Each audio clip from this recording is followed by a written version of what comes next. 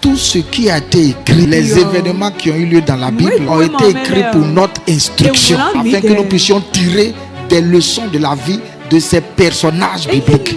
La Bible appelle l'homme selon le cœur de Dieu. Ça veut dire que l'amour que Dieu avait pour David était exceptionnel dans la Bible. Ça veut dire que David satisfaisait le cœur de Dieu et Dieu pouvait entièrement compter sur lui. Mais ce David a commis des fautes. Parmi ces fautes-là, il y a une qui a été très grave. On doit faire attention avec le péché. Quand vous commettez le péché et que vous ne sortez pas vite de ce péché, il entraîne un autre péché. Le péché est un bloc, c'est un ensemble. Ça entraîne d'autres péchés. Lorsqu'on vit dans le péché, on commence à avoir une intelligence diabolique. C'est pour cela que la Bible dit qu'il existe deux sortes de sagesse. La sagesse qui vient de Dieu, elle est pure. Et la sagesse humaine qui est charnelle et qui est diabolique. Quand vous avez l'occasion d'écouter une prédication qui touche à votre vie, c'est que Dieu vous donne une opportunité de vous repentir. Au lieu de commencer à argumenter, raisonner dans votre cœur. Ah non, David a réagi. Il dit c'est vrai,